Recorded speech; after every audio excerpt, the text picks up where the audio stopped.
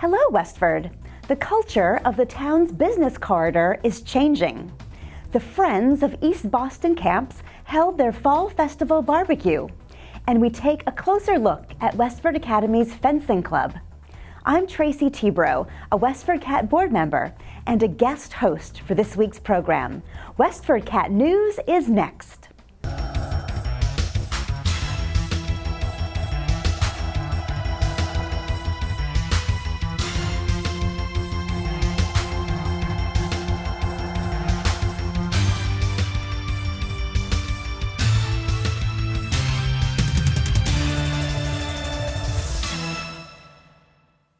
Before we get started, I'd like to remind you to subscribe to our free daily newsletter with all the latest Westford news delivered to your inbox. Just visit westfordcatnews.org and click on the red subscribe button in the upper right-hand corner.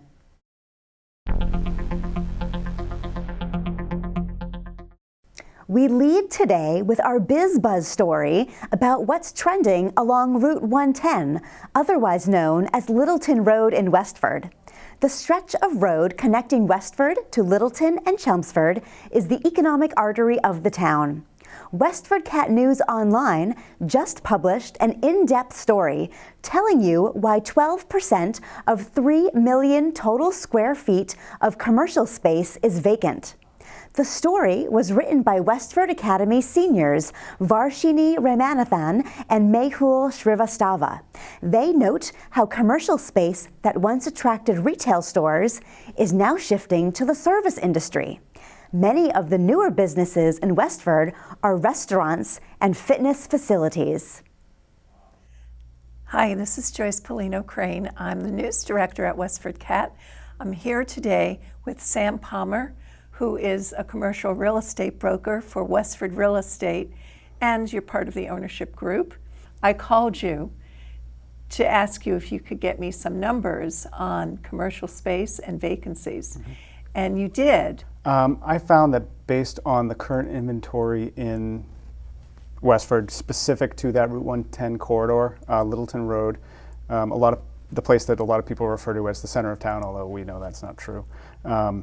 We found that of the 3 million square feet in that corridor, that about 12% is vacant.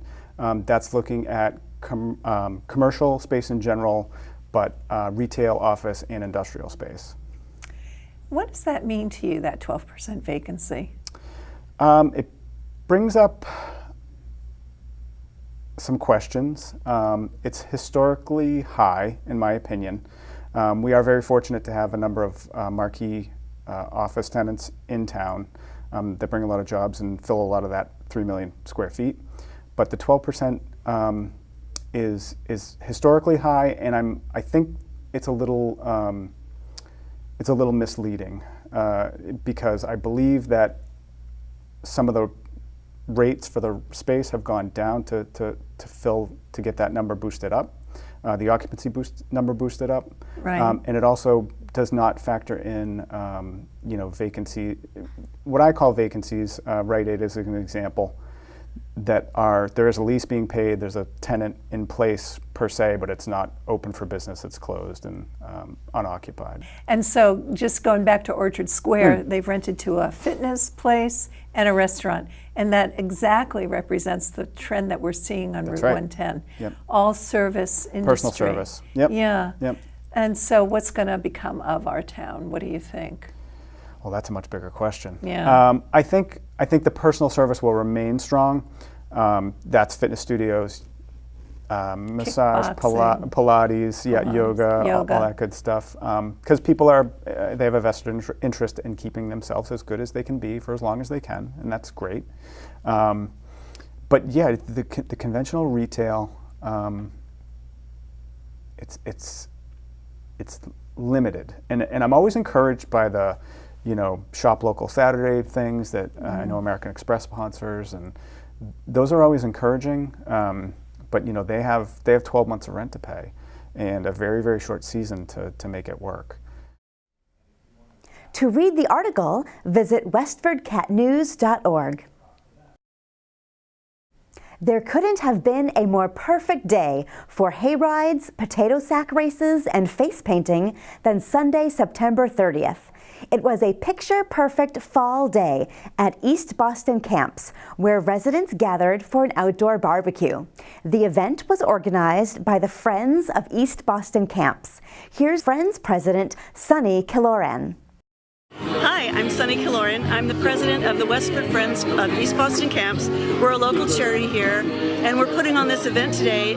It's called the Fall Family Barbecue Festival, and it's something that we do every year for the community. We have free hot dogs and hamburgers and Kimball's ice cream and live music, and there's all kinds of really fun activities that you can buy wristbands for $5 a kid or $30 at a membership level, and all activities are free if you join the Friends at a $30 level. And it's really here just to celebrate this beautiful campground and to make it a wonderful time for the community.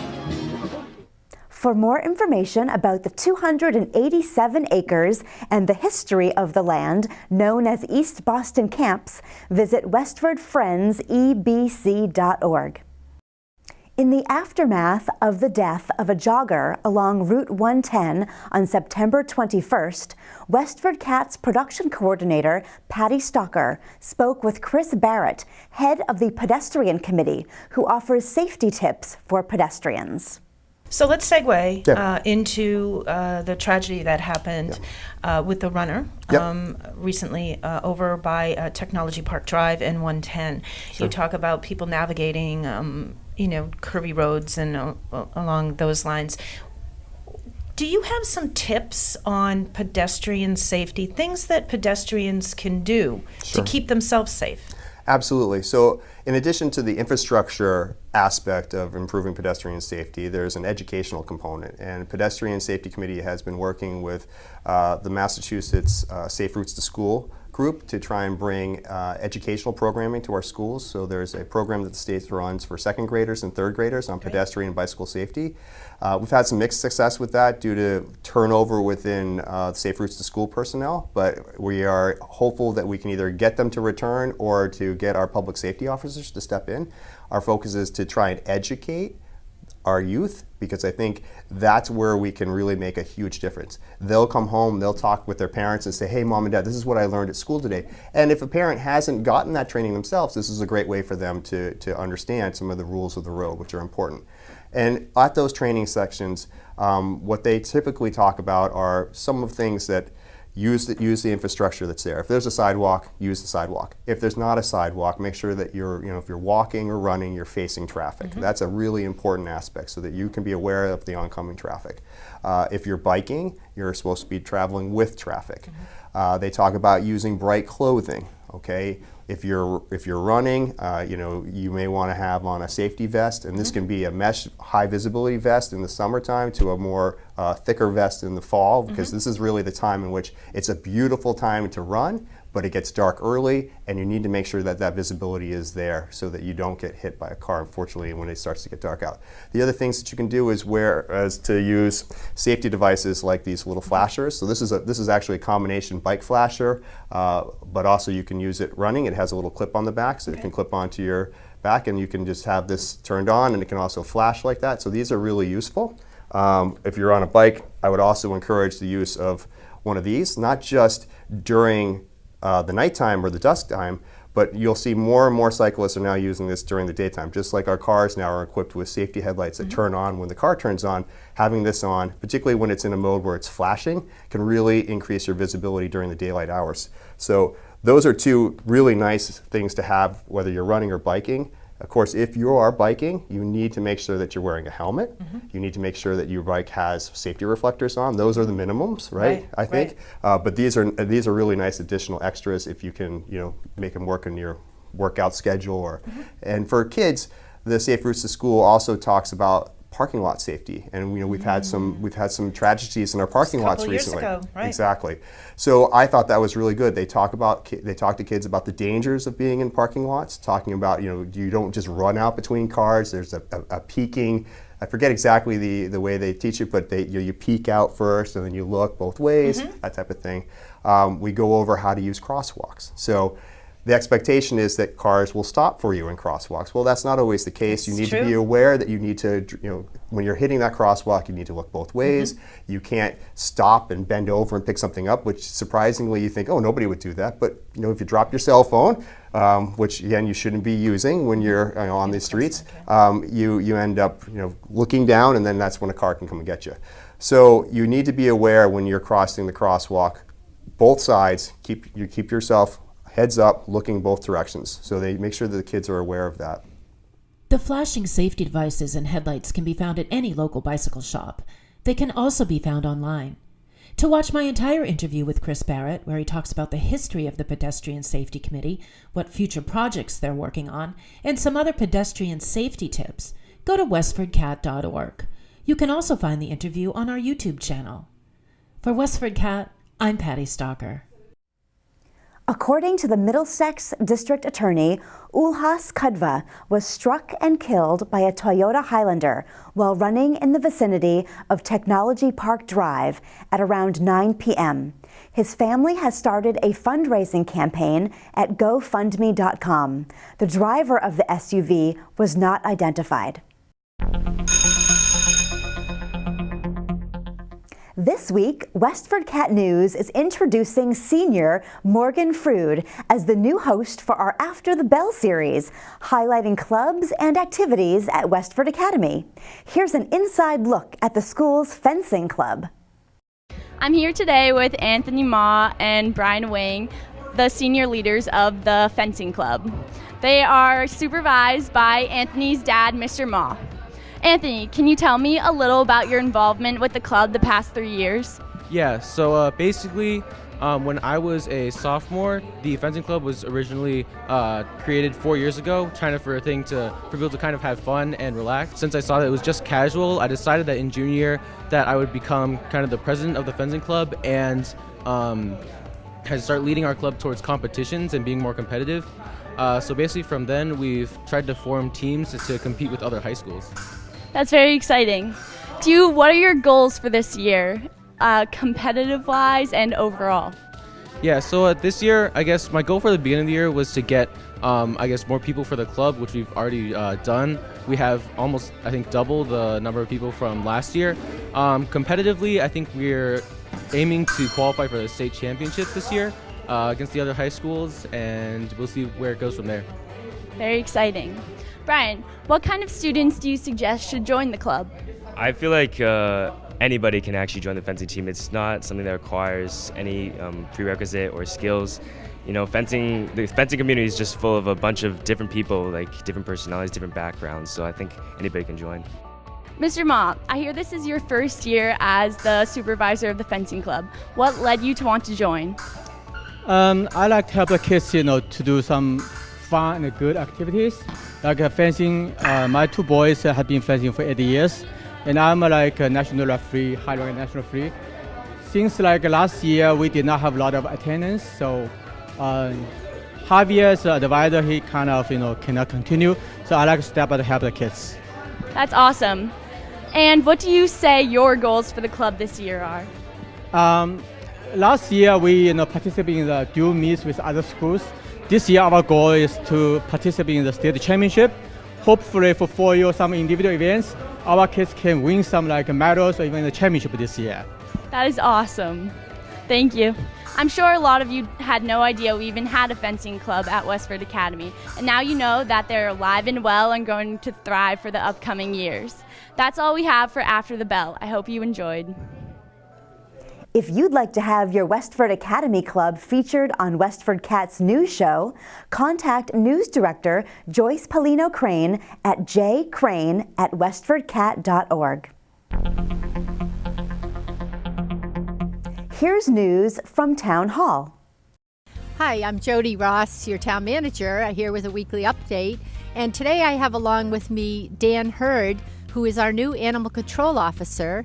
Dan was hired a couple weeks ago, and he comes to us with a degree in psychology, and he also was in the Air Force, and he worked for about 10 years as a veterinary technician. But I'd like to have Dan tell us a little bit about what's been going on since he's been hired by Westford.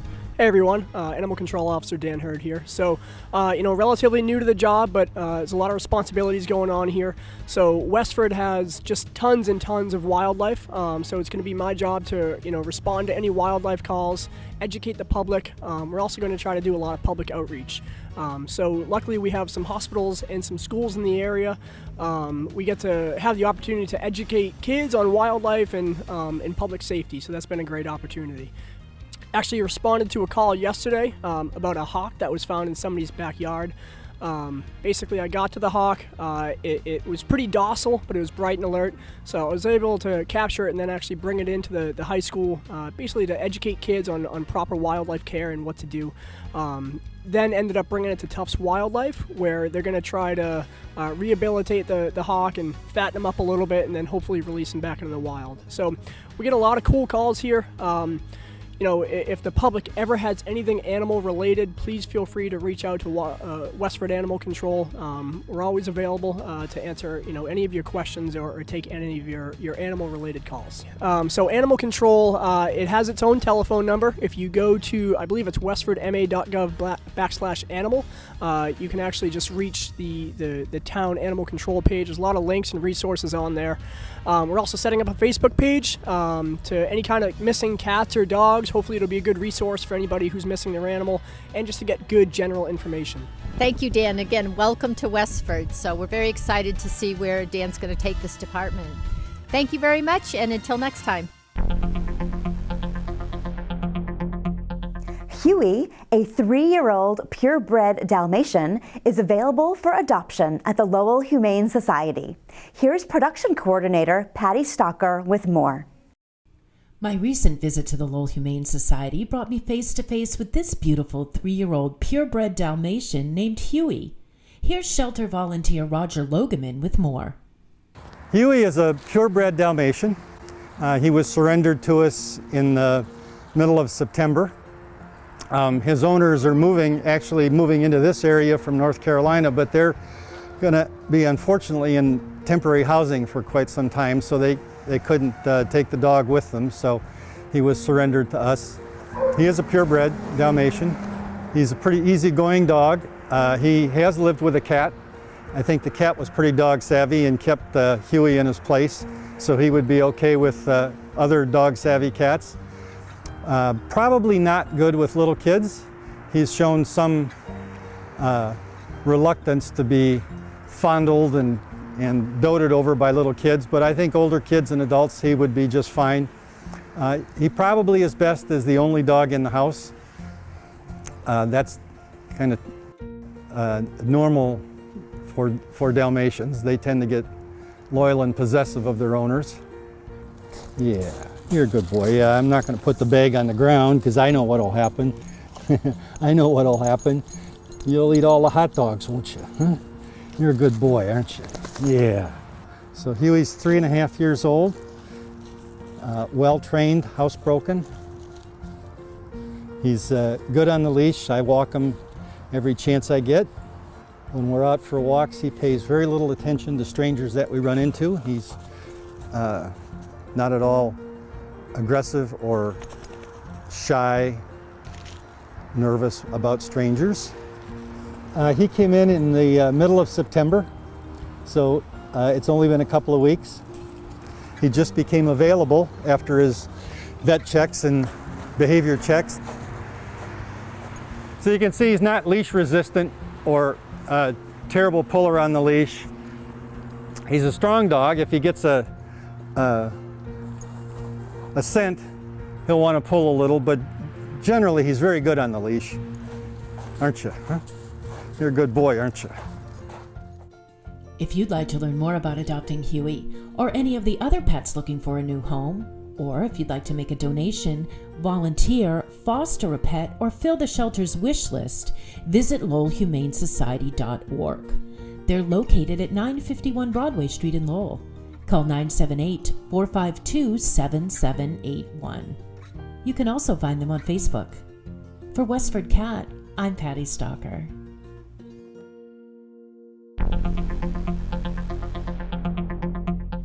We're into October, when the region lights up with outdoor festivals and apple picking. Let's see what weather.com is forecasting.